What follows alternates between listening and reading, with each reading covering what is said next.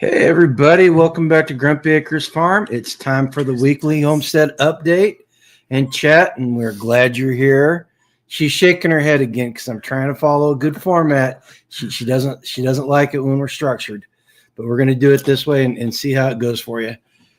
Well, it's cold, so you guys need to grab a hot cup of cocoa or some coffee or today for coffee, whatever your warm wintry day drink is, and settle in, and let's just have a warm wintry day. Warm wintry drink day. Yes, it's wintry day. But we're gonna talk about what went on around here this week, and then once we do that, I'll segue into some things that interest me. First, let's say hi to everybody. Scanes is in the house. She's not sure. She's tired. She's tired.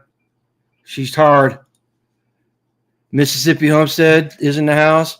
So here's my question: if she's tired, she's tired. If she's tired for a second day, is she retarded? Well, it is Scanes. Mississippi Homestead wants to know how Yankee Land is going, and she says it's cold. Yes. How dare you? We're going to discuss that. Let's see. Gregory Kissel. I don't know if it's Gregory or Susie. We did get the 200-year-old pumpkin pie recipe. Have not tried it yet. Oh, we will. Excuse me. And saw your comment on it. Lynn's in the house. Grateful Hearts Ranch. Let's see. And that's toddy time. Yes. If you're drinking hot toddies, go ahead. I wish I had one of those right now. I'll put you out. Oh, yeah, definitely. Clear my nose up. Well, like we said, the big news here this week is it's cold. It is stinking cold. It rained most of the day Friday into Saturday. What time did it stop raining on Saturday?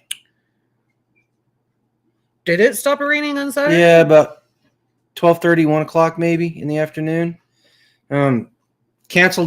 Canceled my wood cutting day for the third time, or forced me to reschedule it, and so I'm not going to reschedule it. I think God is trying to tell me that I need to do this myself. Do your own work. Yep, do my own work. I got to do it. And the kicker is the pull start on the wood splitter quit working, so I had to order another one to replace that. Oh, all over Amazon and stuff, and that should be here today, right? Oh, did you? I didn't check by the fence. Ooh, we need to check by the fence because there's a lot of stuff out there. Yeah, I'll do that. Thank you. I'll do that when we're done. Thank you. But yeah, and then did a little Christmas shopping. Then Saturday it dried out a little bit. It hardened up.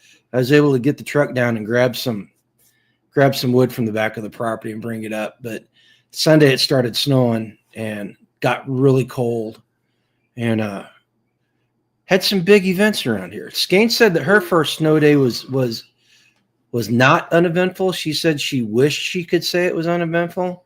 Gonna ask. They're never uneventful here. Gonna have to ask her what that means when we see her. Lynn says it's going to be -8 here tomorrow night. And we got 12 inches of heavy wet snow Saturday. It's coming. It's supposed to be in those temperatures next week. We only got what, 4.5, 5 inches here. 5 inches. Yeah, and our temperatures are supposed to dip next weekend. I was telling her, I don't remember it being this cold this early, like for the last 7-8 years. Yeah. And the reason why remember the first Christmas that we were out here, we were all sitting out on a gravel pile rock visiting with Chris and Misty and our shorts and t-shirts. Yeah, because it's so warm in December. You just don't like that right now. Gregory says his sister in KCMO and sent us snow pictures. Yeah, like you don't know what snow looks like up there, right, Gregory? But yeah, so the other big event around here was the barometer changed because all the snow. And what does the barometer change mean? Barometer causes mama lambs or mama sheep and mama goats to drop their babies.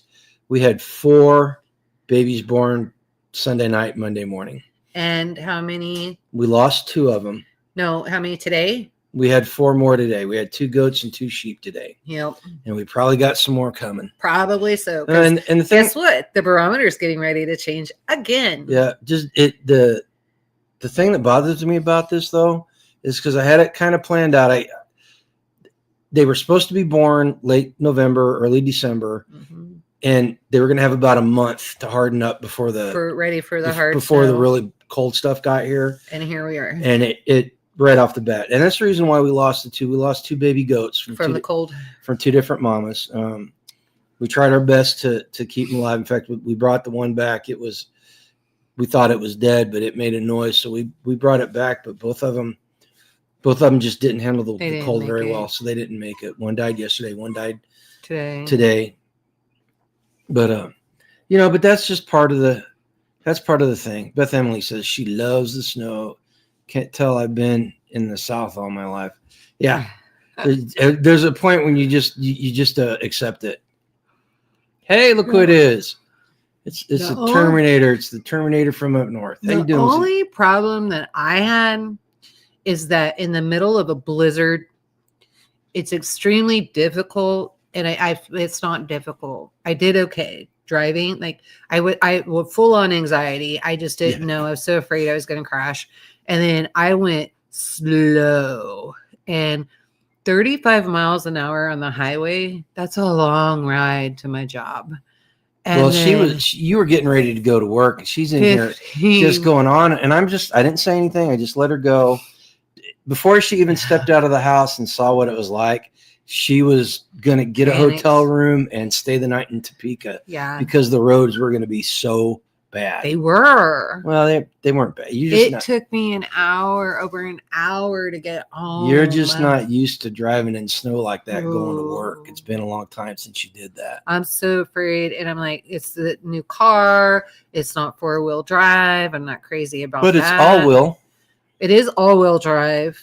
And oddly enough, I'm noticing, so there's not a switch to hit on that. No, it's not. It's automatic. It's all-time all-wheel drive. So, because it changes on the dashboard, it'll say WD when it's an all-wheel drive, and then it says FD when it's front-wheel drive. Yep. Well, it says the love goes away pretty quickly once you start having to shovel it. And then he just doesn't shovel it. He's like, skid steer's broke. Although you did shovel me a path from my car door to when it gets deep enough, we'll use the skid. No, it's 5 inches. It was totally deep enough. It was nice fluffy snow. And then tell me, how come everybody else's road is graded and ours are not graded, but plowed and ours is not? Although I'm not complaining too terribly hard because I wasn't slipping and sliding on our road like I usually do. Right. Well, I was this morning. Well, you leave earlier than I do. We live on the worst road in the county. So we say. Everybody else says they live on the worst road. Arguably we are on the worst road in the county. Nobody cares about us. Seriously. It's bad. Well, one of the reasons we can't even get a road grader, a worker, to stay on the job longer than 30 days. Yeah, but that's fine. That's fine with me. That's fine with me. We've been through so many, and then they were like, nobody wants 158. We can't hire anybody for 158. Nobody wants to take 158. And I'm like, what are you doing to them? If that road is that bad, pay them more. Then that makes sense. Then they'll want to do it. Jane shoveled the drive this morning, wanted to be sure she could get back into the driveway.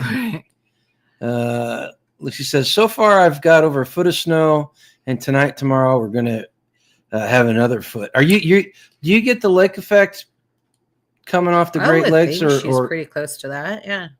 Or is that just regular snow, Lucy? That lake effect stuff is some pretty wicked snow. I was up in Chicago and got to see that at the airport. That was very interesting. Mm-hmm. Yeah. So, I literally took yesterday off to deal with the animals. I built a little heating room inside the feed shed. I cut a hole in the Skane's just like, I don't know. I had a patient off 158, prayed a lot and only had to make it to T. Yeah, if you had to make it here, you probably would have been changing your your pants. Yeah, but by the time you got here. But the little heating room, I put one of the plate warmers that we use for the chickens in there, plugged it in. It's on heat. It's cold out there. That thing, if you're right up next to it, it's almost too hot to touch. But if you get 1 or 2 inches away, it's perfectly fine. And the babies are loving Grooving it. on it. In fact, the 2 little pygmies that we got yesterday, they're going in and out. Whenever they get cold, they just head right back in there. But they're going out there. When I went out there yesterday morning, I didn't know who was the mama of who, because they were all spread all over the place. And so I think the 2 that are out there are from 2 different mamas, but the mama that had the twins took the other one. Because I saw they were both nursing on the same mama. So Lola took somebody else's baby? Lola had twins today. The little pygmies are from yesterday. And another mama took those? Yeah. There was a mama that had twins. Yeah. And then one that had a single right. pygmy. And the single, or one of the twins died. Right. And so twins mama took the other pygmy baby and is nursing it. Well, it's going to be a big baby. Yes. She's awfully small to be doing that. We'll see how that works out. Yeah. But they're doing fine. They're healthy. The baby goats, within 24 to 48 hours, you can tell if they're going to make it or not, because they'll get nice and stocky. So they are perfectly fine. Yeah, but I could totally see why she would end up taking the baby, because of the fact that maybe the other mama, maybe it'll milk off of both moms. I'm thinking, because I would think that because the pygmy that had the twins, that one's milk is gonna be really full, and that's gonna hurt with one of the babies dying. Mm-hmm. And the other one is really big. It's a Nubian, so I could see that one maybe milk off of both of them. Yeah. So okay, I'm just worried like when they get older, because that one's gonna be really big, like a big baby. And that's the male, isn't it? Freezer camp goat. Gregory says I put a 10-inch Degelman dozer blade on the front of his JD 4430 John Deere to get some snow moved to feed the cows. Yeah, that's got to be a pain in the butt, going out and feeding the cows when it snows like that. I don't have very far to walk, so it's all good. But they've already eaten. I got him a hay bale. Yeah, he was ahead of the snow, so we made sure we got everything. I got him a hay bale Friday. Yeah, Friday, because I had Friday off. I got him a hay bale Friday, and they've already eaten it. It was like Thursday we weren't here. So I gotta get another. As soon as it freezes up, I'm gonna go get another hay bale and drop it for them. But everybody seems to be doing okay. They're a little upset because it got to around 30 degrees today and it got muddy, so they're not liking that very much. It'll freeze again tonight, though. Yeah. They'll be fine. And our roads aren't dry, and it's going to be freezing again. Tomorrow it's going to be hellacious trying to get to work.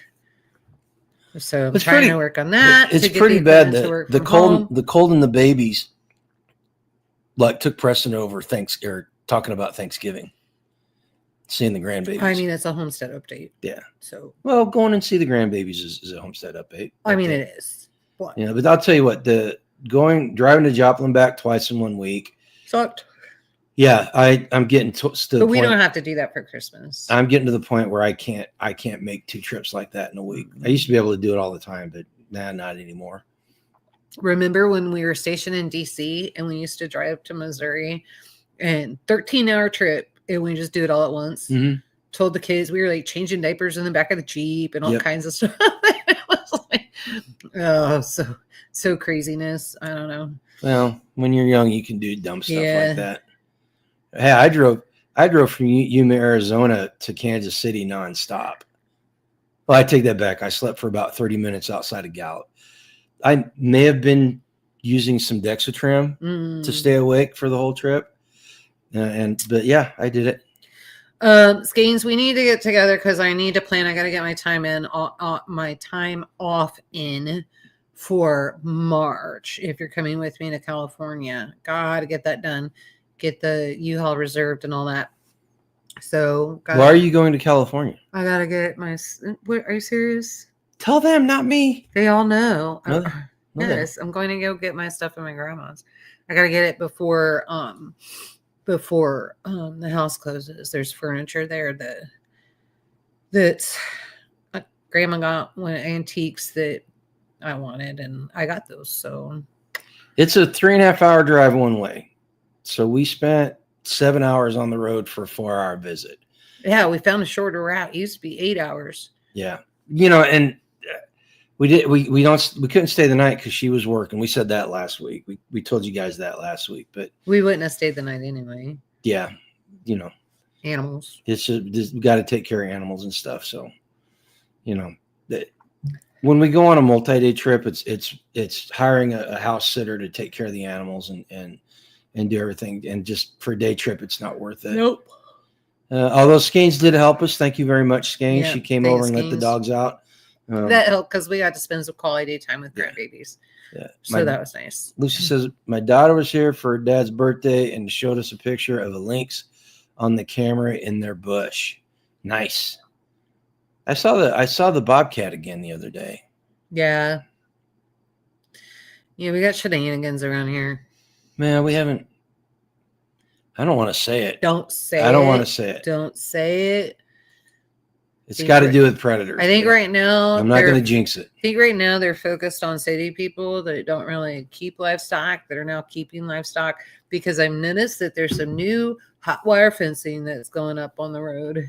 Where? And blinking lights down on the corner. That way. That way? Oh. Oh. Starla. Hi. Checking to see how everyone's packing trailer, hoping to get to Tampa by Christmas. Well, good luck. Drive safe. Yeah. Drive safe. Yep, Seriously. Yep. Those trips are rough. Yep. Let's see. What else? What else is going on? Don't have any new subscribers. So can't talk about that. The chickens and the turkeys and the guineas. Why would you talk about that? We've been talking about the goats and sheep, but the chickens and the turkeys, we still got turkeys living up in the tree. They graduated from the roof of the coop. I thought for sure they would have up into the tree. No, they're and Turk's up on top of the craziness. Coop. Yeah, they're up there just covered with snow yesterday, just loving it, doing their thing. Oh, so yeah, they're doing pretty well. I got the soffit most of the way put onto the coop, and so it's actually staying warmer in there. Good. now. And then the young turkeys are doing okay. I don't know when I'm going to be able to let them out of they're in a separate coop, the little metal coop. I don't know when we're going to be able to let them out because they got to get much bigger. And then the turkey that's in the house back here. Oh, that one's not going out for a while. Yeah, she's not going to be able to go out for a while. And she graduated to a bigger pen. A bigger what? Pen brooder, whatever. Brooder. Oh, excuse me. But yeah, no, we can't put her out right now. She wouldn't make it. Nope. Starla says she finds out Thursday to put in a pain pump. And then, so then like that turkey is really weird. It plays peekaboo. I'm not sure if that turkey is right in the head or not. Yeah. I mean, there might be something. So on the brooder we just took her out of, there was wire on top of it that kind of stuck up over the edge. And I was putting logs in the fire and I look over there, I hear this noise and I look over there and it's doing this and looking up at me. And every time I look at it, it'd go back down. And so I started playing peekaboo with it. I went down and it would poke its head up until it saw me and then it would drop back down. And then I come in the house, it's totally quiet. And I come in the house and him and I'll start talking and all of a sudden it's beep, beep, beep, beep, beep, beep, beep, beep, beep. Like I'm supposed to go over there and make sure that I say hello to it. And so like, I don't even know. But I guess they're social creatures and right now it's by itself. So I get it.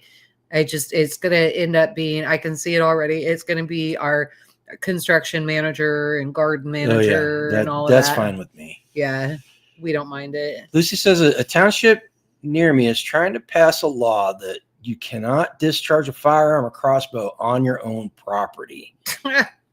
Within city limits? Is that Yeah, is that within city limits or county? I could see within city limits. Yeah, well, a crossbow, no.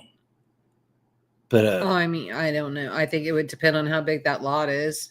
Can't get a kid out there with a crossbow and then it goes to the neighbor's window. Or put it through a hay bale into somebody's house or somebody's dog or something. Right. I'm not advocating that they should pass it. I'm just saying there might be some other circumstances there. Of course, I don't know. They're becoming really socialized up there, or socialist.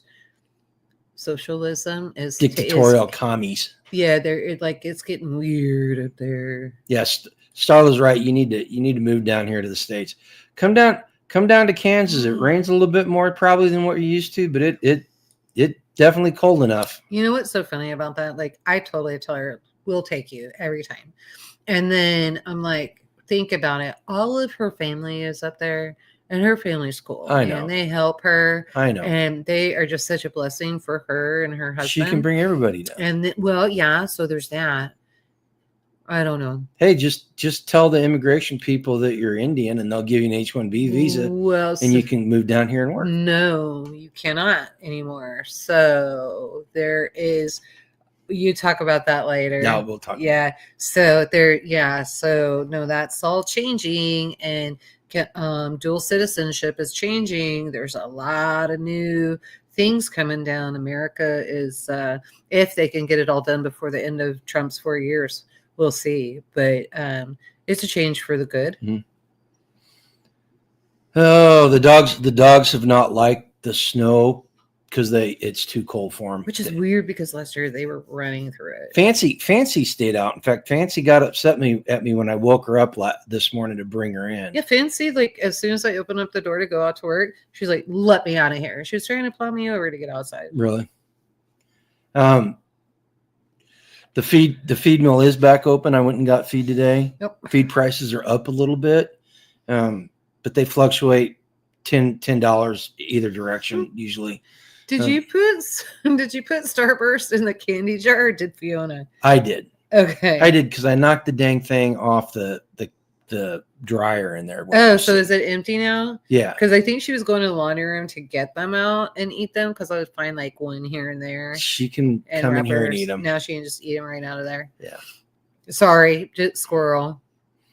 Okay, now gardening. They're actually gardening news.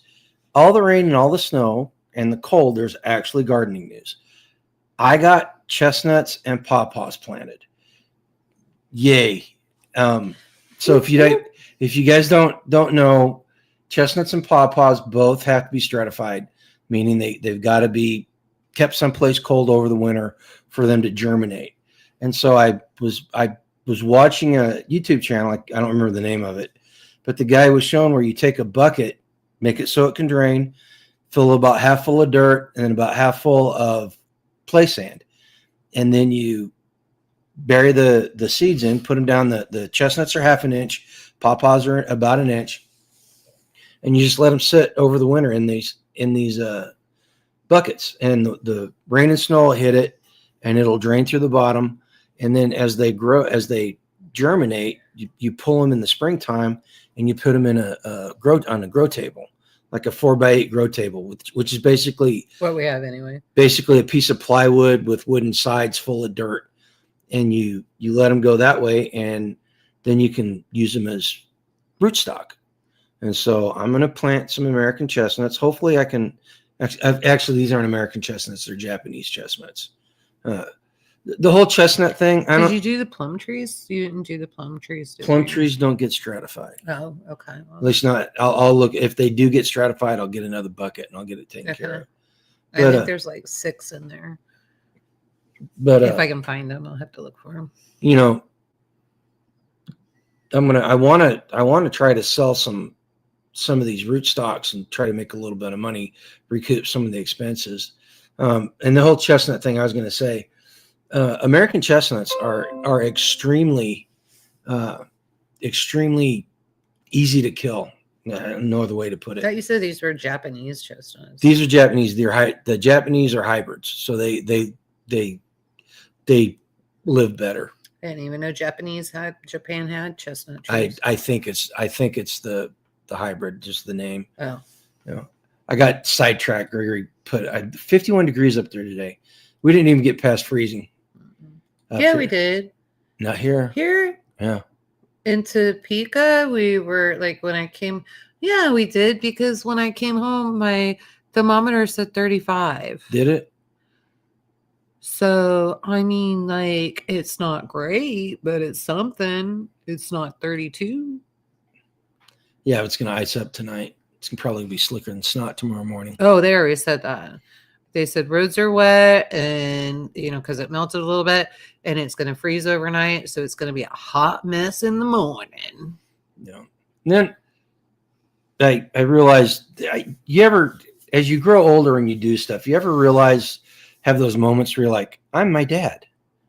Dude, I have those moments about you all the time that you're your dad. I was went and got the plastic sheeting that you put over the windows and use the dryer. You tape it up, use the dryer to make it taut, and it's actually helped. You can tell it'd be better noticeable if you get the rest of the windows done. Well, I did you get more today when you went and got your No. staple gun? I worked. Wasn't that the plan? I didn't go to Walmart.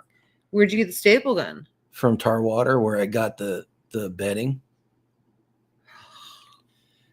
Literally one more stop. Well, I had to get back. I got this thing called work. I'm not like you. I don't get to lounge around at lunchtime. You're out of your mind. Nobody that works with me thinks that's true. We all know better. But no, I was putting up this film and I was doing it yesterday and I was like, gee, I remember my dad doing this every winter. Just doing it. And this is the first time we've done it here. We did it at the house in Grandview. I remember doing it there. Like we should have done it in this house a long time ago and like never took the plastic off. It should stay 365 days a year because. But then you can't open the windows. Like, I don't think we need to open the windows. I think we should just put plastic on and like. Let it bake in here. Look at this. No dust from the road. There's no dust because it's been raining. Like everything is not covered. So there is dust, but there would be all summer long, no dust from the road.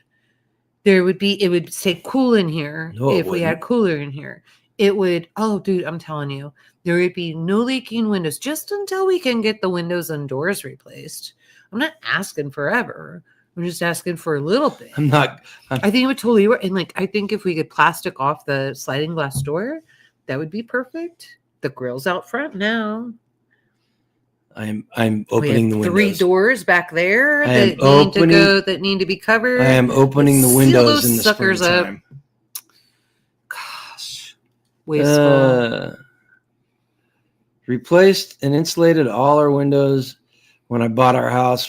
Bought it as a rehab upgrade, insulated everything. Yeah, that was the plan. But in fact, we even talked to Anderson Windows. Like that seriously was the plan. Things got derailed big time. Okay. What's that say? Dang, Grumpy, that was seen. I don't know. Must be autocorrect.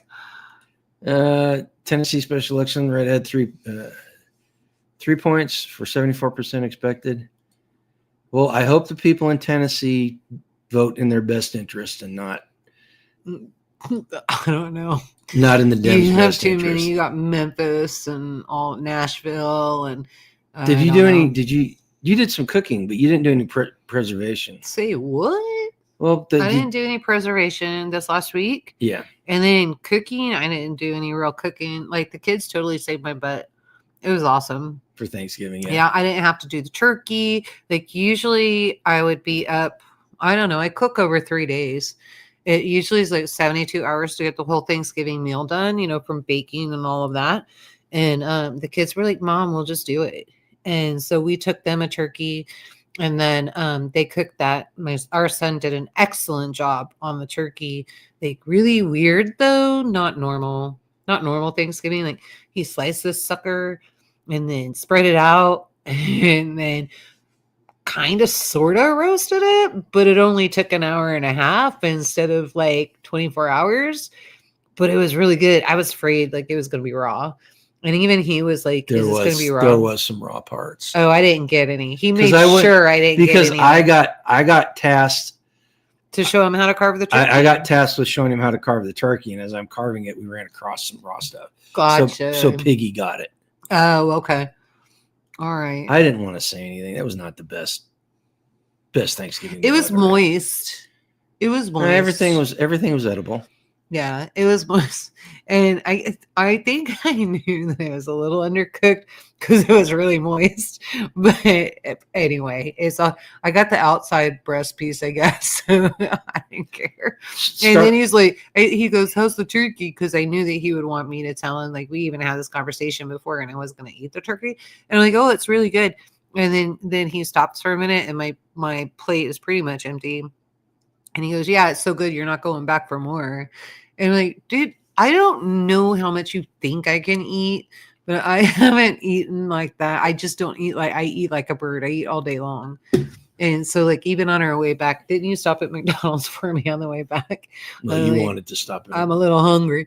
So let's stop. Actually, Starla, the plums are going to go into the greenhouse this spring, so that we could get a head start on them.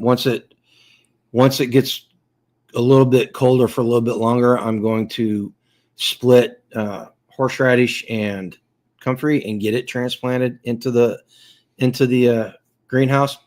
Yeah. So then why can't you do what Starla's saying? She's like, do that, but do it in she said inside, but you can do it in the greenhouse. I don't want to do it inside. I don't do it in the greenhouse. I am, but I gotta wait. Excuse me. It's the greenhouse full. It's gonna get really cold in there this winter, and I don't want to kill it. I want to wait till after I guess because we didn't get the greenhouse is not winterized, and we need to start making sure. It was. Did you get all the gaps and everything? No, not yet. It was 65. It was 65 degrees in there today. Yeah, but think of how warm it would have been if all the gaps were closed. Well, you want to help me? Doesn't take any lifting. I can help you the best I can. I can't walk on ice or snow. I've been like a three-legged woman, especially in this ice and snow. Like I don't take any chances. I'd like to walk to the mailbox, but I'm afraid to. I'll go. How come you just don't stop when you drive in? Because now I'm coming the other way. Oh. Lynn said he brined a breast and his best turkey ever made. Brine. He did brine it. He brined it and then laid it on the rack in the oven and put a pan underneath it for the drippings. And then Gregory's eating key lime pie right now with coffee. That sounds good. I finished off an entire apple pie. Well, it was a small apple pie. It was not a small. It was 3 days. 12-inch. 3 days, so 4 inches a day. The first day you had half of it gone. No, I didn't. I had some for. It was the first. I had some for breakfast that morning. I ate a third of it each day. Oh my gosh! And then I guess somebody at work got sick of their pumpkin pie, so they brought a pumpkin pie and left it on the table. And there's only like a sliver out of it because everybody's like so over pumpkin pie. Starla wants to know how you're doing medically.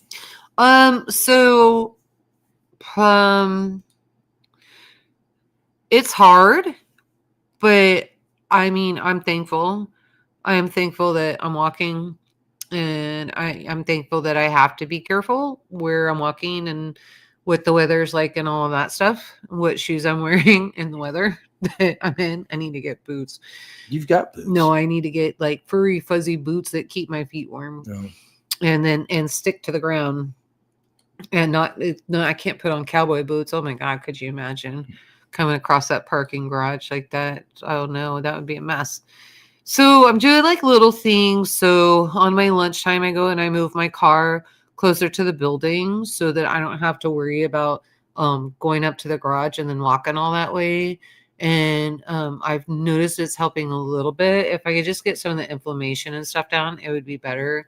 But I mean, the weather doesn't help. So if only you had a pair of these boots, which, by the way, this is from mine don't fit, remember? These are from the Grumpy Acres. I put these in the Grumpy Acres Amazon store along with the men's, which are almost twice as expensive. I find very offensive. Well, usually it's the opposite. If you guys don't know what these are the sorrel caribou boots. Yeah, so remember, my sorrels don't fit. These are by far, I heard you. You keep interrupting me. Well, you were asking me, are you running a commercial ad? These are by far the best cold weather boots. I cannot wear those to work, number one. You take them off and put your walking shoes on. I would. How ridiculous. And then number two, the ones that I have don't fit. They are way too big. And if you remember, the dog ate my inserts and you have not bought me new inserts. Why haven't you bought you new inserts? Because I don't know what to get. But it doesn't matter anyway because they don't fit. Okay. So don't waste the money on them. Put on extra layers inside. I'm going to go get me a pair of Uggs, I think. Oh, Good. I had Uggs before in Missouri. Those kept my feet warm. They were great. I think I'm just going to do that. And those I could wear to work. So I don't know. But if you guys, if you're looking for a good pair of boots, I'm not doing chores in them. I'm going to work. The sorrel caribou boots are the best in my book. And if you go to the store there's also a link to hiking socks. And they're basically what they are is they're just oversized Polar Tech socks that you'd slip on before you put your boots on. Those are some of the warmest things I've ever used. They're actually tactical socks, but they're the same thing as my beanie the beanies that I buy. The same. What's the word I'm looking for? Same fabric, and they work great. So why don't you just get me a pair of sorrels? How much are the women's? You said they're twice as expensive. 134. The women's are 134. Yeah. Oh, I'll just buy them myself. And you could go through the Grumpy Acres Amazon store and get a discount. Get a discount. Yeah. Yes. And I'm not got to tell you the truth. The sorrel boots that we got, we found them at a thrift store in Colorado. In Estes Park, Colorado. We paid $45 a piece for them. I think yours were 45, mine were 35. Or maybe they both. But that was 35. what, 15 years ago? No. Yeah. When did we do that? No. 12 years. Uncle over Claude 10. was still alive. Yeah. Well, Uncle Claude hasn't been gone that long. Yeah, but we got that like 5 or 6 years before he died. Was it before we went to Grandma's for Grandma's birthday? This is why I say they're some of the best boots. I wear these boots all winter long, and they're still holding up. The only problem I've got with them is that the felt inserts they're so old that they're worn through, and I can't find them. I can't find the actual felt. Yeah, mine. We ordered, so like for mine, we ordered new inserts for them, and they're poly. They're poly will blend. They're no good. They don't fit in the boot right. Like sorrels really need to have that right insert. But yes, I don't know. Mine are ridiculous. It's like wearing clown shoes. He's in Texas. He's doing okay. He's just doing his thing down in Texas. He comes up every now and then. Jonathan. Oh yeah. Who asked about that? Oh, Starda. Anti says Kamiks are good ones too. I've never seen the. I haven't heard of. Never looked into the Kamiks. Mm-mm. I just need something. I would even do duck shoes. Maybe I just need to get some duckies. I used to have a pair, but I think the dog ate them. Talking about gum shoes. Well, yeah, but these are nicer, and you can actually wear them to work, and then keep your feet dry and warm. A little more expensive than just putting like crap over your shoes and going. I think they're duckies. I'm pretty sure they're called duckies. Those are called gum shoes. No. That's the style. That's the style. They're gum shoes. With the leather, like they kind of like the sorrel. With the leather upper. Maybe. I don't know. I never heard them called that. Yeah. What I need to do, I just need to take a trip and go to Chuck Boots and some of that stuff. Maybe go to Cavender's and see if I can't find them. I don't know. I hate ordering shoes online because of my feet. Like, you just got to try on shoes. For me, pants and shoes have to be done in person. They have to be. I'm short. Not all pants are equal for short people. And shoes, not all shoes are equal. They're either too narrow or way too wide. You got them big. No, I'm like seriously stuck between a 7 and 9. I don't even understand it. So it just depends on the designer. It depends on where they're made, the whole 9 yards. I can't just willy-nilly buy off the internet. I don't know how you do it. I'd be returning things all the time. I would. So I got pretty standard feet. Oh, finally, let's see. What else we got? Do we need to? Oh, the books. The books. Dun, dun, dun. I took the next step and got the urban preparedness book to the point where I could copyright it. It's not completely finished, but I'm to the point now where I'm sending it to people to be edited and discussion on narrative and context and everything. And I wanted to make sure that I had it copyrighted before I sent it out. So copyrighted my first book, which is a big step. And working on the other two. And what are you doing? I think I need to get some weight out of that cabinet. It looks like it's bowing. No. On that shelf right there by the drawer. That does not look great. Okay. That's scary. I need to get jars out of there. Susie has the same problem that you got. See? She's built funny too. Stop. No, but it's exciting. It's exciting. I actually sent the preparedness book to Spags so he could look at it and give me feedback on the. I asked him if he would do this, and he goes, "I don't know anything about spelling and punctuation and stuff." I said, "No, I don't content. I need you to do content and narrative." So he's going to do that, and hopefully I get some good feedback and can do some final editing on it. And I took great care to make sure that all the grammar and punctuation. Lynn also has the same problem as me. Well, he's built funny too. I just don't think you're normal. I think the Scots just build them a little funky. Maybe that's what it is. I just don't care. You're just big and brawly and don't care about blisters on your feet. I tend to care. I find the type of shoes I like, and I can buy them online because I know that they work. I don't buy a bunch. You also buy like the same crap every time, or the same stuff. Merrells or Columbians same for style, my same walking everything. shoes. I buy the Merrell lightweight combat boots. If you guys want a hiking boot, those things are really good. Really good. Some would call you predictable. I don't. I think you're just setting in your ways. Hey, they work. Why?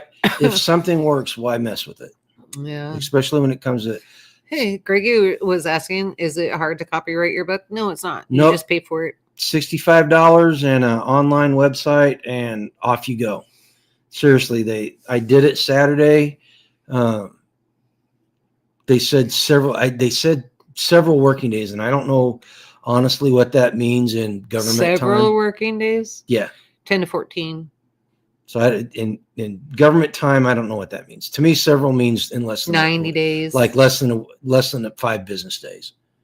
Oh no.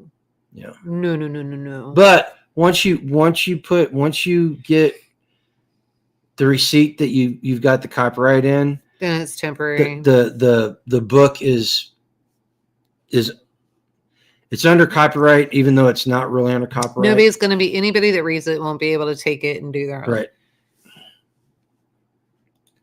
Anti says, get a arthritic done for your feet and use it in your shoes, and keep the mold for future shoes. Oh, why do I need an arthritic? They take a mold. They take a mold of your feet Like for what? so that you know what your foot looks like, and you can. So you just take this with me and then I can just Yeah. stick it in the shoe? Yeah. Same issue, I have to be in person. I can't order over the internet. Like that doesn't change anything. Hey, Thanks though. just too picky. Oh my goodness. Still having problems with the AI generation. The last 3 images. You got to fix that. It just can't do it. It can't do it the way I want. Why don't you just see if Amber can just draw 3 pictures? It's 3 pictures. She said she's busy. Why don't you ask Jeanette's dad to do 3 she's pictures? Because I don't want to pay. I don't want to have to pay. I mean, he's okay. You put a one copyright. Put a one in the chat. I don't think if you think professional, he's not charging you $1,000. If you think a professional illustrator is going to give you illustrations for free, I didn't say for free. I said, why don't you find out what he would charge you? It's not going to be like $1,000. What do you think is like standard $1,200 per picture? He's not Picasso. So Starla, is that for only for books, or would it work for a program to learn Spanish or English to Spanish, which would include workbook, textbook, and recordings? So those are all books. So yeah. So the way it works, you have to copyright each media type. So in your case, you've got a workbook, a textbook, and recordings, and then a program. So you've got 4. Each recording would have to be copyrighted. Right? Well, just assume she does 1 of each. Okay. You've got 4 medias that you have to copyright if you want them protected. You can copyright by volume, and I didn't delve deep into that, but you can copyright them all at the same time. The website allows you to do 10 copyrights at a time, and then if you got original artwork in the book, there's another form of media. That you would need to copyright. Yeah. So, I mean, I will say this, for a government website, it's actually pretty easy to use. It's actually pretty easy. I had one part of the website that was a little confusing, but I finally worked it out myself. So it's not like rocket surgery. So if anybody, it's not just for you, Starla, it's for anybody. If you're doing anything that you're thinking about publishing it, get it to a point where you're almost done editing it, because you don't want to change it a lot after you copyright it. You don't want to make substantial changes is one of the ways they put it. But yeah, I would do it. It's extremely easy. Like, why? I don't understand. Oh, I see what he's saying. You get fit him like a glove. It's an insert. It's an orthopedic insert. And so you can wear bigger shoes? Yeah. Why don't I just get shoes that fit? I mean, like, you gotta understand my feet. I mean, they can't be crammed up. I gotta spread them out. Like, those toes got to be able to move. Big Neanderthal toes. Can't do. I have Flintstone feet. I'm not gonna lie. And then you can't do narrow shoes because that hurts. Nobody's got time for that. Yeah. I'm just a problem child. Just let me sit in my ways, Anti. You might say that she's predictable. I don't think that's predictable. I just sit in my ways. You know what? Before we get done with the homestead part of the tonight, I got to tell you, the little goat that passed away yesterday. Actually, it was the one that passed away today. I'm so sad. He was so stinking cute. I took it out there because I took half the day off. I ended up taking the whole day off, but I was planning on going into work, and I took him out there and like put him out there with Mama, and it couldn't have been more than 30, 45 minutes, and he went from being perky to his head being down and his ears being down and just barely making any noise whatsoever. He's barely standing up. So he got hypothermic. So I brought him in, and the other goat passed away, and he was laying on a little dog pad in front of the fire, and Dolly laid down and snuggled up next to him by the fire to help get him warm. And so, it was very touching. It was one of those moments where I didn't take a picture, and I didn't save it because it was a memory I wanted to keep for myself. He's gonna mail me information on it. He said not for bigger shoes.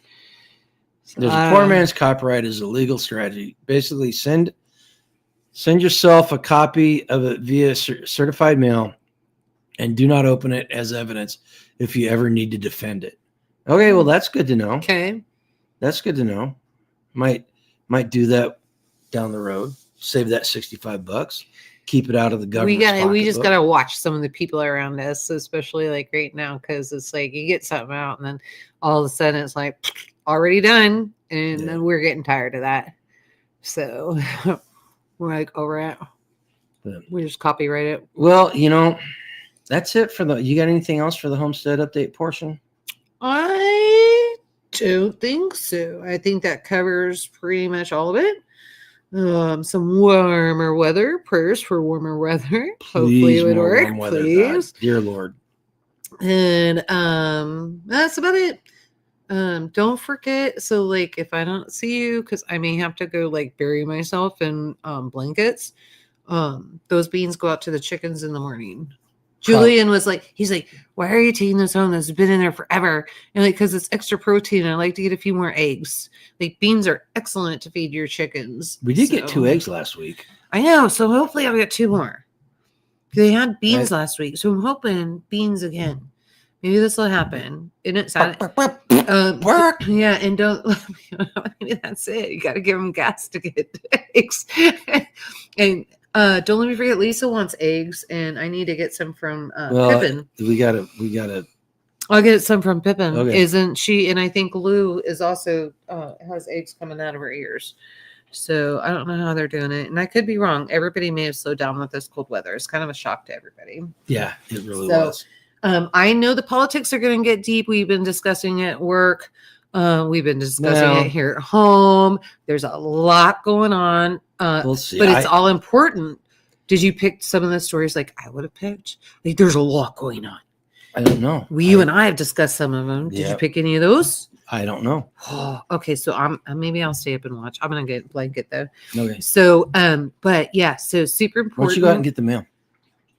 And what? It's probably freezing out there, and 3 legs ain't gonna get me out there, and I don't own ice skates. Seems like with 3 legs it'd be more stable on the snow. Oh yeah, and then I got 3 legs to support on the snow. And so anyway, so I don't know, y'all pay attention to it, take it, leave it, but it's a lot of important stuff. And the way that some of us see it, and friends of mine, coworkers and that kind of thing, the way we're seeing it, it kind of gives you a vision on the direction that we're heading. Not all of it bad, but very, very interesting and controversial. So with that, you guys make sure be at least 10% better tomorrow than you were today. That'd be all. Okay. Peace out. Everybody say bye, Angela. Put in chat. Go bye, Ange. Bye, Yoda. Bye-bye. Have fun. Oh, goodness gracious. Yeah, she's right. It has been a very eventful week. And if I talked about everything I wanted to talk about, we would be here till midnight. And quite frankly, I don't want to do that. So I kind of, well, you'll see the thread that runs through everything that we talk about tonight. First thing I want to do is I want to start off with a quote from Thomas Sowell, who is a economist, who is a great American gift. When that man dies, our culture and our society will die a little bit with him.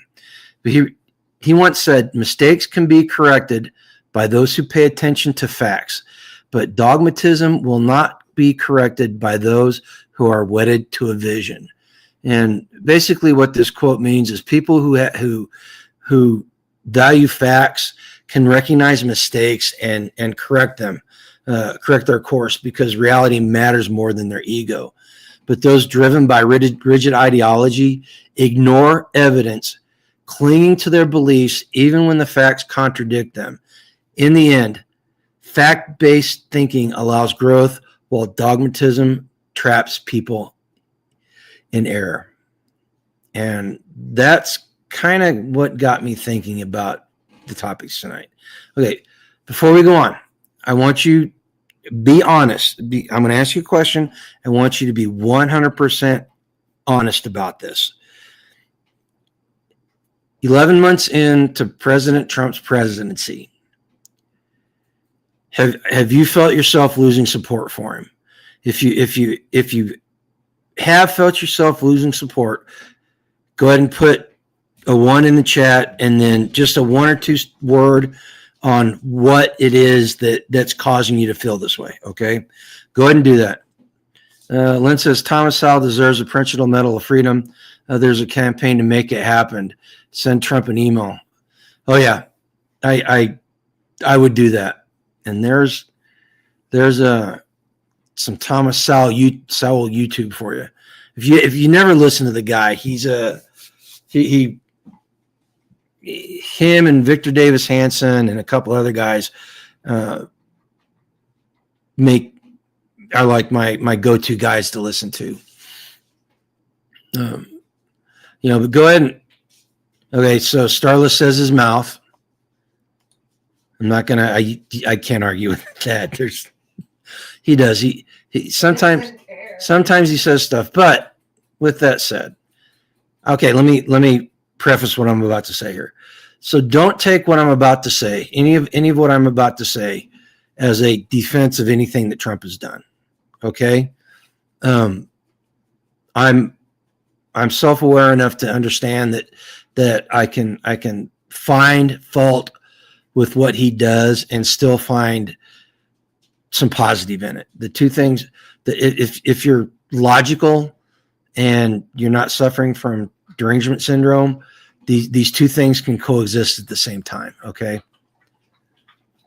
So with that said, so I think the answer to the question is why do you still support Trump, or why aren't you losing support? He hasn't done what he said. Here's my response to that. This has been an ongoing thing that I've heard over and over from people on the right, that they're losing he's losing support and they're going to lose the midterms. I'm sure you've heard that too. A lot of that is propaganda. A lot of that is propaganda, and you can have valid complaints. Okay, so Gary says, one, he changed some of the things he's doing compared to the campaign promises. Yep, and the political realities have forced him to do some things different than what he said. All right, and again, that's one of the things I'm not going to lie. That's one of the things I find disturbing about Trump, and some with me, it's some of his picks. Pam Bondi, terrible choice. Kristi Noem, I was like, okay, let's see how she does. She goes out and she plays tactical Barbie with ice. Yeah, that's cringe. We don't need that. That's bad optics. All right. And then, some of the stuff that Kash Patel's done, I have not been too terribly keen on. But these are, again, we can still find positive in it, and come midterms, and the whole purpose of what I'm about to say is the midterms. Okay. So first we're going to talk about triage. And if you don't know what triage is a discipline of stabilizing a crisis by addressing the most urgent problems first. We did this in the hospital all the time. We constantly worked on triage drills.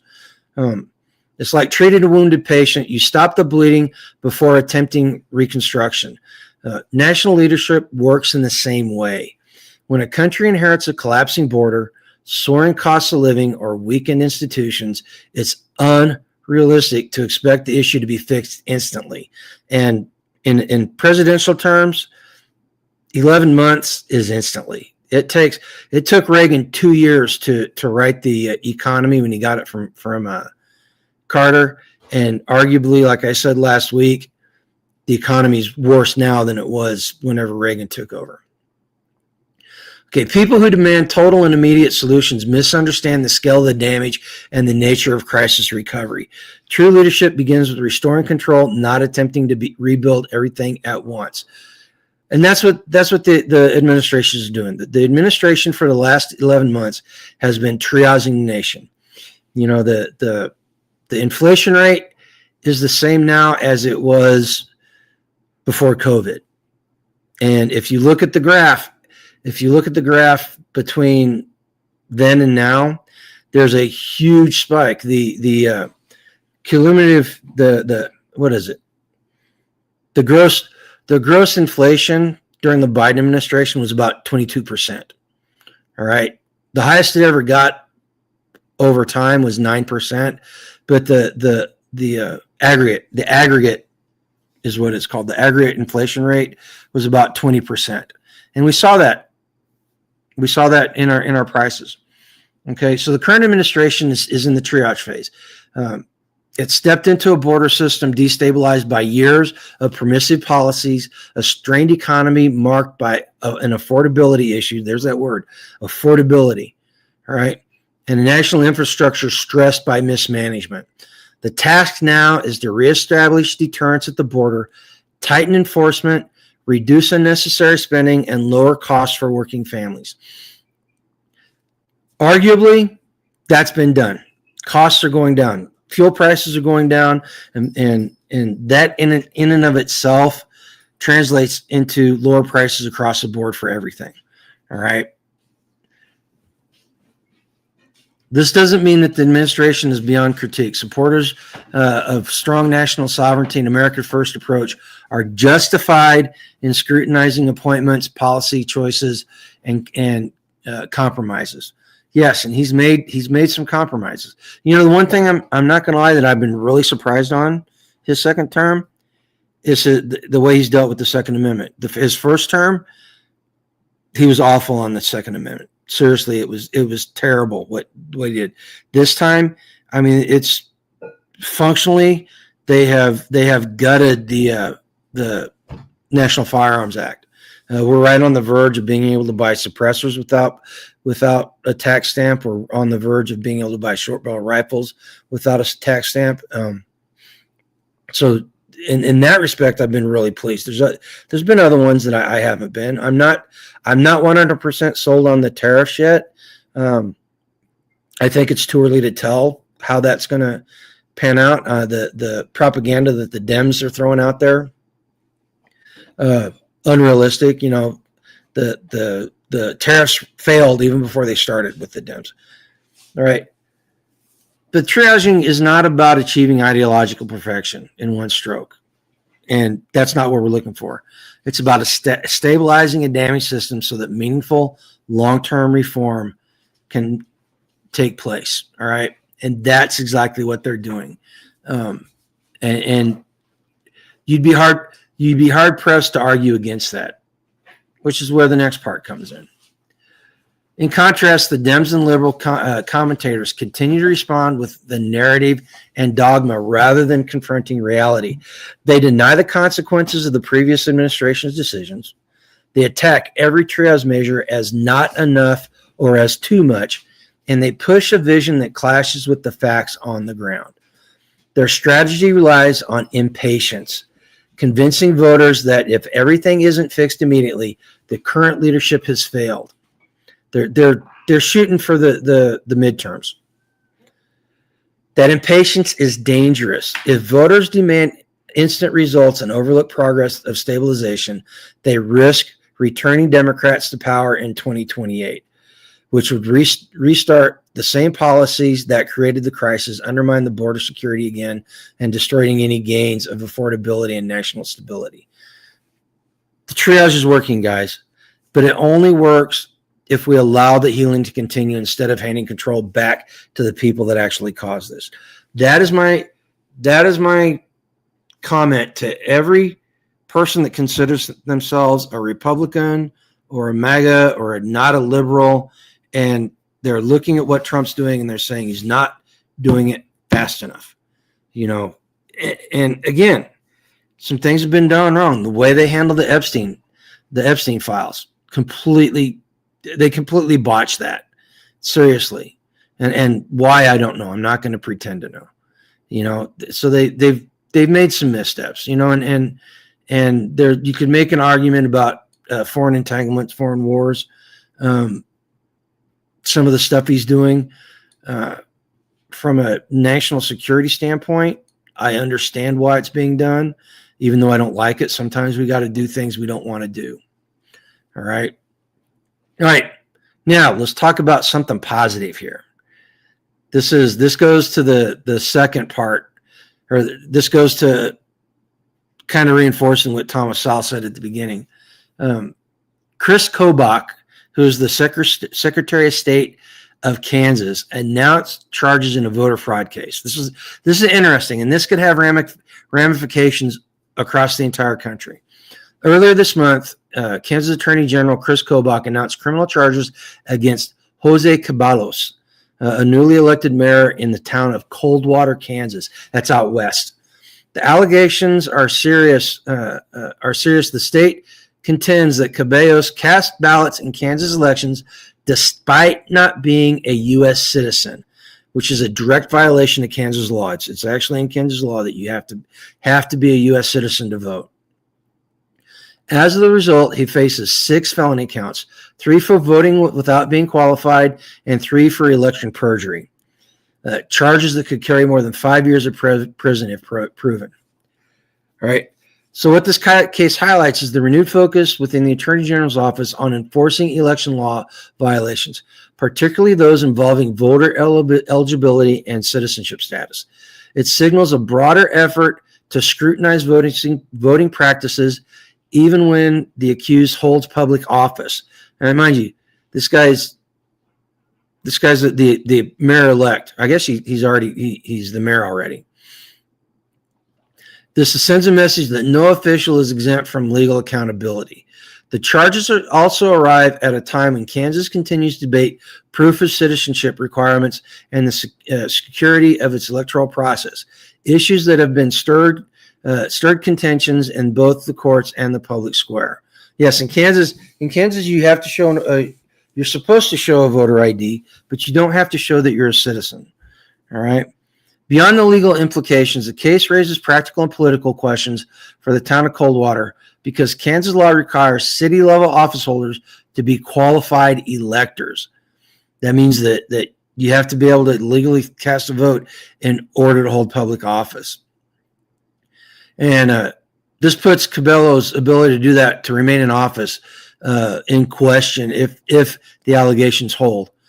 His indictment creates uncertainty not both for local governance, but also for broader conversation about election integrity. A conversation that Kansas and the nation as a whole cannot ignore. This one, I hope this, seriously, if this guy's guilty, I hope they hammer him. I hope he spends 5 years in prison. And it sends a message. And I hope it starts a national conversation, because this is something the United States has the most lax, and I'm gonna say worst voting laws in the Western world. You know, if a second world country like Mexico can hand cast ballots and get them all counted in a relatively short amount of time, so can we.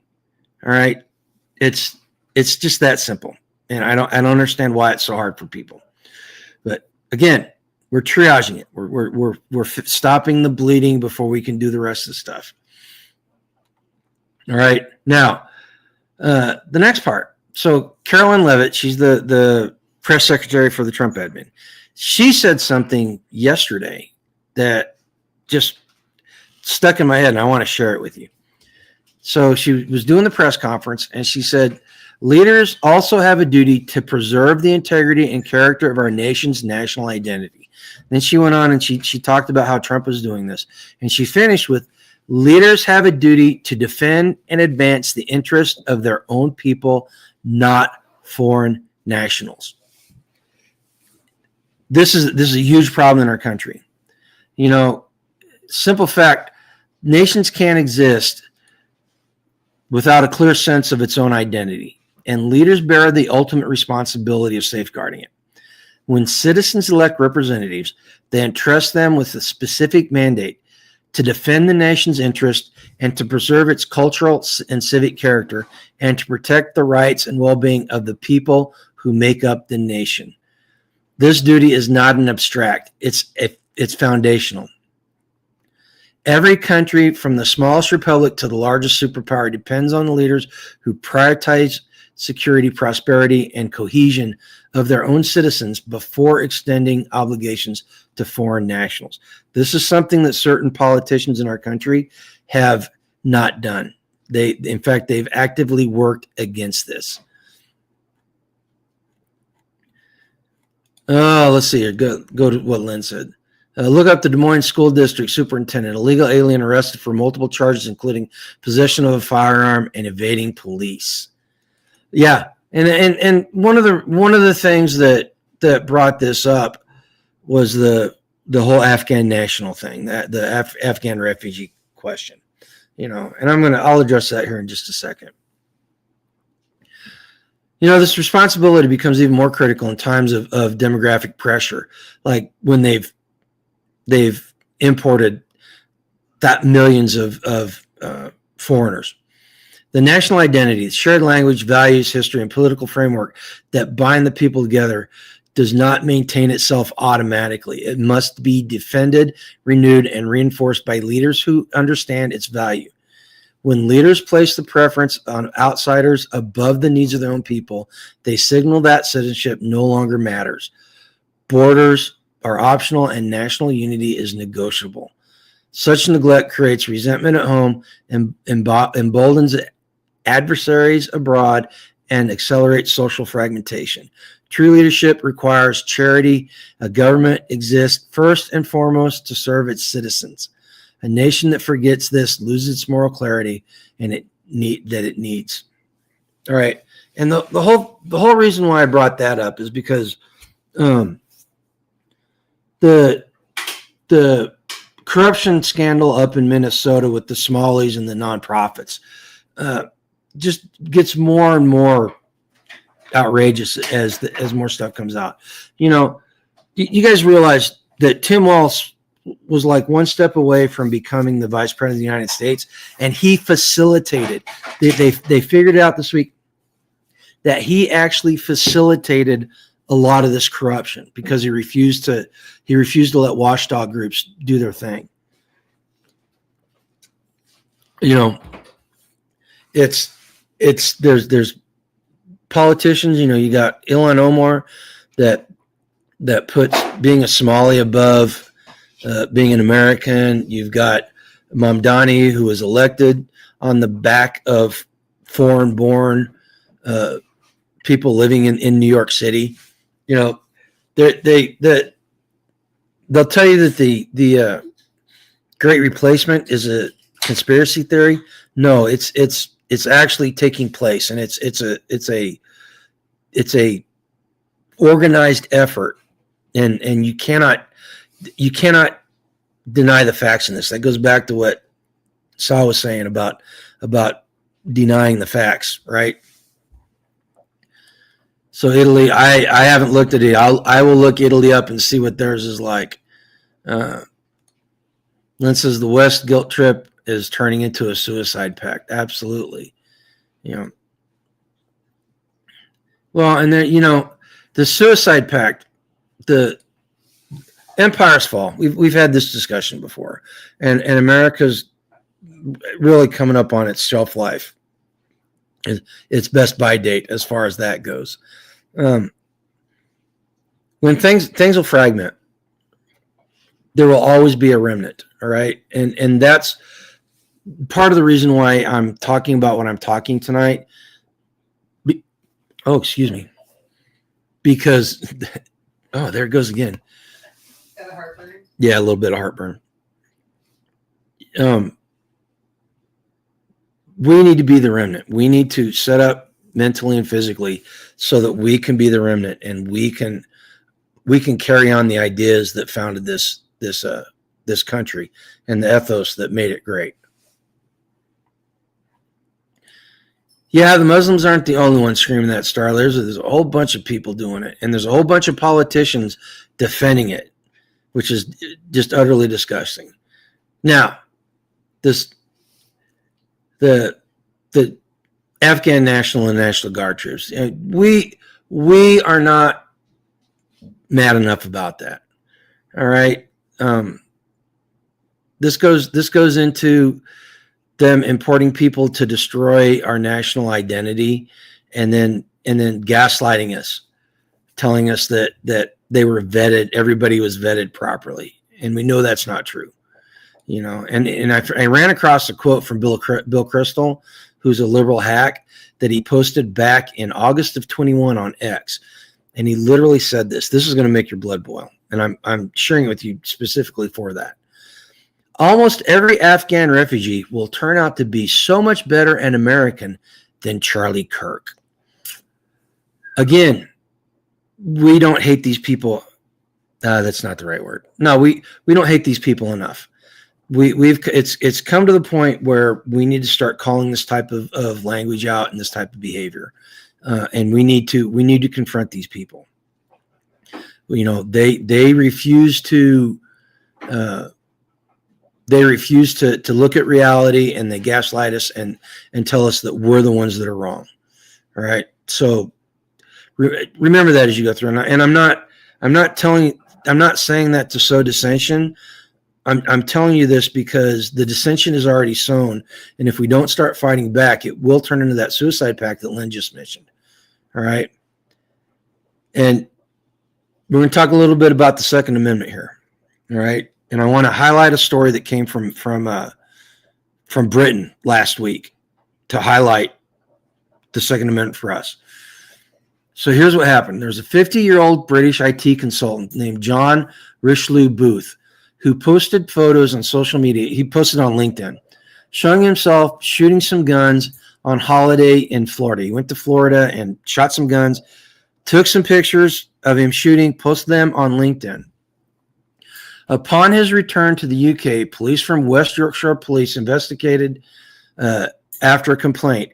He was initially warned, then a week later he was arrested on suspicion of a firearm with intent to cause fear and violence. And they also hit him with stalking allegations due to a separate post. I don't know anything about that. But they literally arrested him because he took photos of himself shooting a gun in America, where it's completely illegal. Okay? He was held overnight and eventually released on bail. He underwent multiple follow-up visits. From my understanding, this all took place over about 13 weeks. And he faced further charges, a bail breach, public order offense, all of which were eventually dropped by the Crown's prosecution service. This is the district attorney people. So the evidence seems to point to malicious harassment by authorities here. Okay, and so why does this matter to us? Here's how it matters in the Second Amendment sense and for arms rights activists. So the first thing is cross-jurisdiction hypocrisy. What was legal activity in the U.S., gun ownership and lawfully using them, suddenly becomes suspect the moment a person steps back on British soil, simply because of a photo. That undermines fairness, and when lawful conduct over abroad leads to criminal suspicion at home. Next thing it does a chilling effect on the expression of rights. Arresting someone for simply posting a photo with no threats or violence sends a warning. Even lawful, responsible gun use imagery can lead to state scrutiny and criminal risk. This undercuts the idea of being free to responsibly exercise one's rights or speak about them without fear of punishment. Okay? And it sets a precedence of overreach and selective enforcements. Given that the legal system ultimately dropped all charges, the case illustrates how subjective interpretations, as in fear, distress, social media complaints, can justify heavy-handed law enforcement, a dangerous precedent for anyone sharing lawful firearms content. Now, I understand this is happening over in Britain. There are people here in the United States that want to do this. They would do this in a heartbeat. All right, so we need to keep this in mind. Yeah, the UK, home of the Magna Carta, the basis of all Western laws is killing trial by jury. Europe is lost. Yeah, if you hadn't heard, that's kind of an offshoot. I was going to talk about that too, but I just kind of pared everything down. So if you don't know what he's talking about, the the legal system, I'm not sure what it's called. The CPS is part of that, and the people that prosecute people in Britain are advocating that trial by jury be abolished for all cases except quote unquote extreme cases. This is scary. If I was a British person, this would scare me more than anything that's going on, because basically what the government is saying is we don't trust the people to do a trial by jury the way it should be done. So we're just going to take that away from them. We're going to do it ourselves. All right. That you could see where that leads. You can see the type of tyranny that leads whenever you're relying on one judge who's a part of the system adjudicating a trial. Yeah, that's bad. That is so bad. Okay, and here's something else to remember. Good ideas don't require force to enact it. All right. So remember, anytime that they want to do something, they want to force you to do it by threat of violence by the government or threat of financial repercussions. Ask yourself if this is really a good idea. All right. Now, blackpilled you, did all that stuff. Now I want to talk about something good. If you guys remember last week, I told you about the article at American Stewards of Liberty about the biblical stewardship and saving the planet. Was that Christian? Well, I started. It's actually a 7-part series, and the one we did last week was the 3rd one in the series. And I went back and I read the 2nd one, and it seems like they're kind of out of order, in my opinion. There's the link in the chat right there if you want to go read the article. But I thought I'd summarize it for you because the author did a really good job. So the name of the article is Stewarding Creation. What are the 7 rules mankind is given over creation? You remember last week, the good stewardship is our mandate from in the Bible from God, all right, if you're a Christian.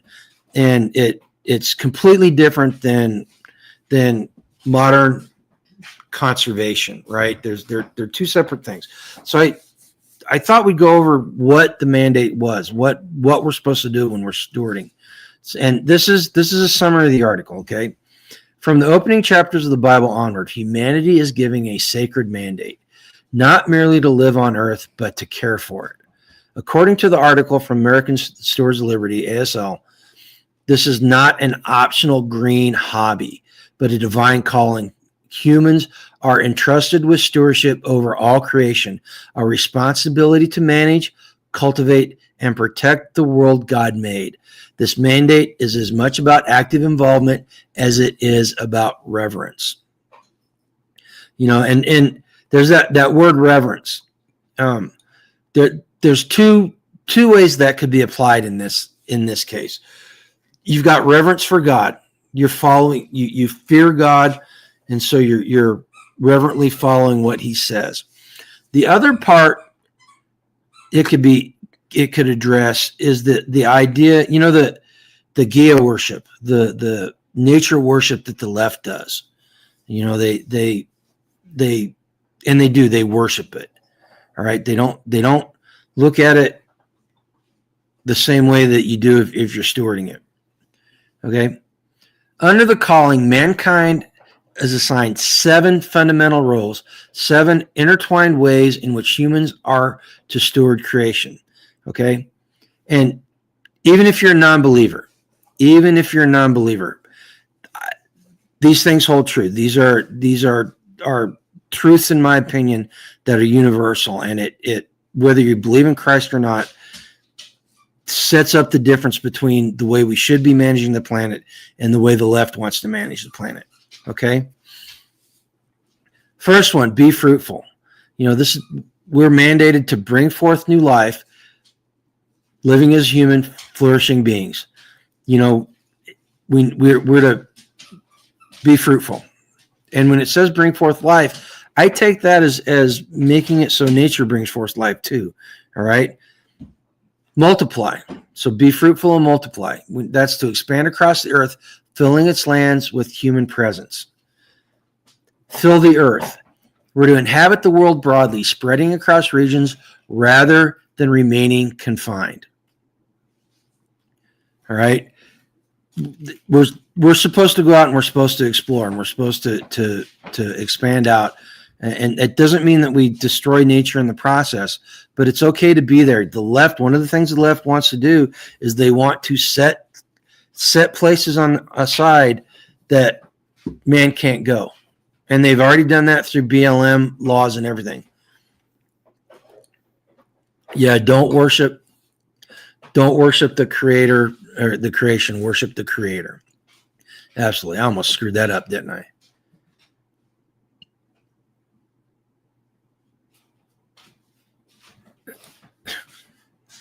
Anti's on a joke trip tonight. Dad joke. Okay. So the next one, subdue the earth. To bring order, shaping land and resources responsibly, not for exploitation, but for stewardship. This is the difference between the way the United States approaches land management now versus China. If you go, China and Russia have some of the worst ecological disaster sites due to pollution and everything on the planet. Funny how you never find the ecological nuts over there protesting them, right? The next one, rule over the creatures. So this means exercising responsible dominion over animals, fish, birds, and every living creature on the earth. As I said, responsible. There's the key word, responsible dominion. And you couple that with not for exploitation. That means that we set up laws and rules for industries that interact with nature, fisheries, the lumber industry.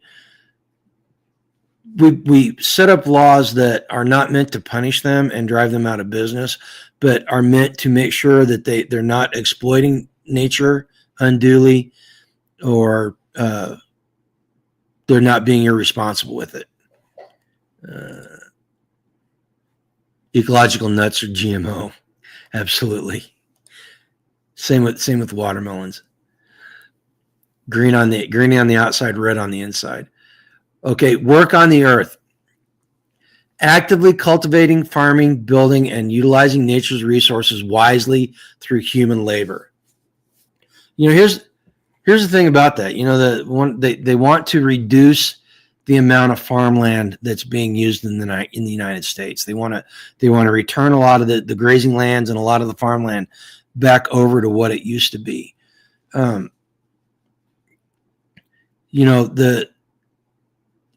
If you're farming wisely, the footprint that you use and the damage that is done through your farming techniques is actually smaller than industrial farming. With the amount of people in the country, there's going to have to be some level of industrial farming, but there's a movement in the United States by people that are stewarding the land to get industrial farming to do away with a lot of the chemicals and to start using more ecologically friendly techniques.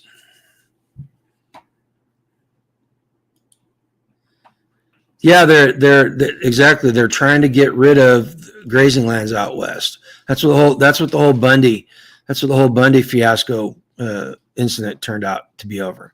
Okay, and the last one, watch over the earth.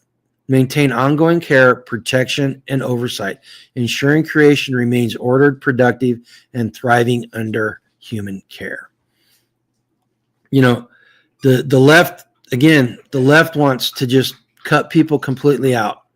They don't want people doing anything, and that's not good stewardship. One of the reasons why California and the West has so many wildfires is because they don't manage the forest properly. They don't let them go in. They don't let them harvest lumber and take out all the undergrowth. and then they don't do fire support. They get these fires that burn out of control. And historically or naturally, normally those forests will burn off from time to time, but instead they let it build up and they let it build up, and they get these conflagrations that are hundreds of times worse than what they'd be like under normal circumstances. Okay, so together these roles form a single unified calling. Humans are not mere consumers of the planet, nor passive observers. They are caretakers. Every one of us is a caretaker.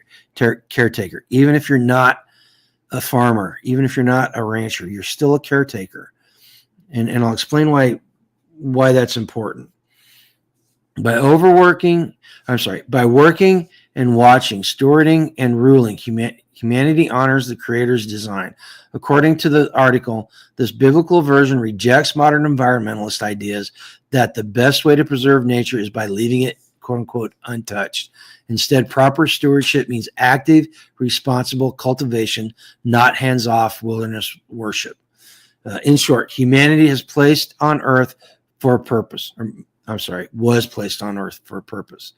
To fill it, to shape it, to care for it, and to observe it in a way that reflects divine, to oversee it in a way that reflects divine intention.